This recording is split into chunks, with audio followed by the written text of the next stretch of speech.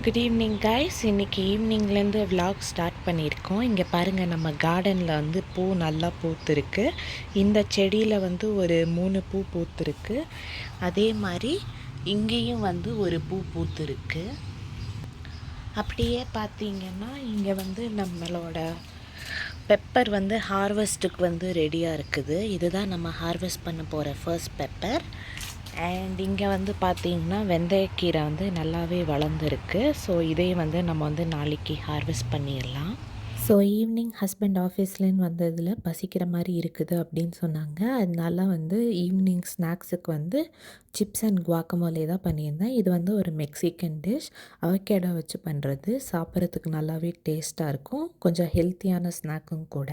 இப்போ வந்து பார்த்தோன்னா நம்ம டோஃபு வந்து கட் பண்ணி இந்த மாதிரி பேக்கிங் ட்ரேயில் வந்து அரேஞ்ச் பண்ணியிருக்கோம். நெக்ஸ்ட்டு வந்து பேக்கிங் அவனில் வந்து டெம்பரேச்சர் செட் ஆன அப்புறம் அதை வந்து பேக் பண்ணி எடுக்க போகிறோம். இப்போ வந்து அவன் வந்து 390 டிகிரி ஃபாரன்ஹீட்டுக்கு வந்து செட் ஆயிடுச்சு. ஸோ நம்ம வந்து டோஃபு வந்து உள்ளே எடுத்து வைக்கலாம். இப்போ இந்த நூடுல்ஸை நம்ம வந்து வேக வைக்க போகிறோம். ஸோ அதுக்கு வேண்டி வந்து தண்ணி வந்து கொதிக்கிறதுக்கு வந்து வச்சுருக்கோம். இதில் வந்து இப்போ வந்து நம்ம ஆயில் அண்ட் சால்ட் ஆட் பண்ண போகிறோம். இப்போ இந்த தண்ணியில் வந்து கொஞ்சம் உப்பு போட்டுக்கிறோம், தேவையான அளவு உப்பு.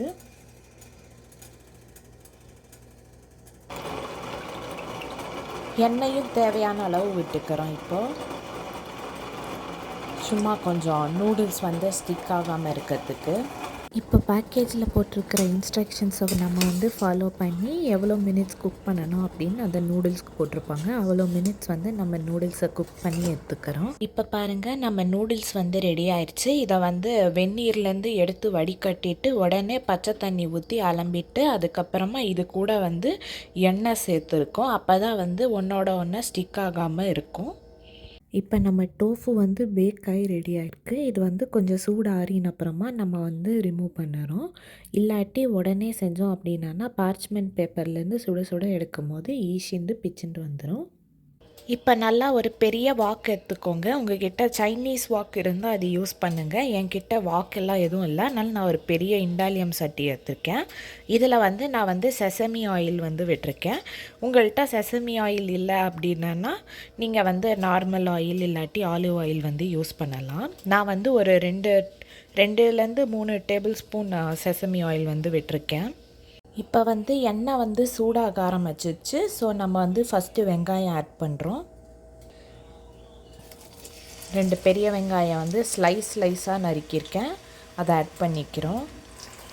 இப்போ வெங்காயத்தை வந்து லைட்டாக வதக்கிக்கிறோம். வெங்காயம் வதங்கிறதுக்கு கொஞ்சமாக உப்பு சேர்த்துக்கிறோம். இப்போ அடுத்து வந்து பொடியாக நறுக்கின கார்லிக் வந்து ஆட் பண்ணியிருக்கோம். கூடவே நெக்ஸ்ட்டு வந்து இஞ்சி ஆட் பண்ணியிருக்கோம். நான் வந்து ஒரு 4 பல் பூண்டு, அப்புறம் ஒரு அரை இன்ச்சு இஞ்சி ஆட் பண்ணியிருக்கேன். இப்போ அது கூடவே வந்து பச்சை மிளகாவும் சேர்த்து வதக்கிக்கிறோம். இப்போ வந்து நீட்டமாக பொடிசாக நறுக்கின வந்து கேரட்டை வந்து நான் சேர்த்துருக்கேன். இதையும் நல்லா வதக்கிக்கிறோம். ஏன்னா கேரட் வந்து கொஞ்சம் எனக்கு க்ரன்ச்சியாக இருந்தால் பிடிக்காது.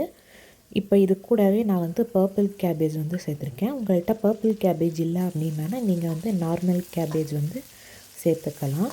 பர்பிள் கேபேஜ் சேர்க்கும் போது குட்டீஸ்லாம் சாப்பிட்றாங்க அப்படின்னா கொஞ்சம் கலர்ஃபுல்லாக இருக்கும், அவங்களுக்கும் பிடிக்கும் விதவிதமான கலர்ஸ் இருக்கிறத பார்த்து. இது கூடவே இப்போ நான் வந்து எல்லோ கேப்சிகம் ஆட் பண்ணியிருக்கேன். அடுத்து ஆரஞ்சு கேப்சிகம் ஆட் பண்ணியிருக்கேன். ரெண்டுமே வந்து குட்டி சைஸில் இருந்தால் ஒன்று ஆட் பண்ணிக்கோங்க, ரொம்ப பெருசாக இருந்தால் பாதி சேர்த்துக்கோங்க.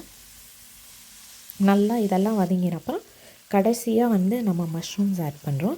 ஏன்னா முதல்லையே நம்ம வந்து மஷ்ரூம் ஆட் பண்ணிட்டோம் அப்படின்னா அது வாட்டர்லாம் ரிலீஸ் ஆகி ஒரு மாதிரி சொங்கி மாதிரி ஆகிடும். அதனால கடைசியாக தான் நம்ம எல்லா காயும் வதக்கின அப்புறம் மஷ்ரூம் ஆட் பண்ணுறோம். இப்போ இதில் வந்து ஒரு 2 tablespoon dark soya sauce add பண்ணுறேன்.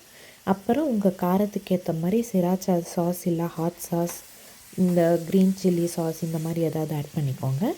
இப்போ நான் வந்து ஒரு 2 டேபிள் ஸ்பூன் டொமேட்டோ கேச்சப் வந்து ஆட் பண்ணியிருக்கேன். இந்த எல்லா சாஸையும் சேர்த்து நல்லா ஒரு க்ரன்ச்சியான டெக்ஸ்சர் வர அளவுக்கு நல்லா வெஜிடபிள்ஸ் வதங்கின அப்புறம் இது கூட நம்ம வேக வச்ச நூடுல்ஸை வந்து போட்டு அதை வந்து நல்லா மிக்ஸ் பண்ணி எடுத்துக்கோங்க. அவ்வளோதான், நம்ம ஹோம்மேட் நூடுல்ஸ் வந்து ரெடி ஆயிடுச்சு. இப்போ இந்த நூடுல்ஸோடு சாப்பிட்றதுக்கு ஒரு சூப்பரான சைட் டிஷ் நான் வந்து சில்லி டோஃபு பண்ணியிருக்கேன். இதோட ரெசிபி நான் வந்து கண்டிப்பாக உங்களுக்கு அடுத்த வீடியோவில் ஷேர் பண்ணுறேன்.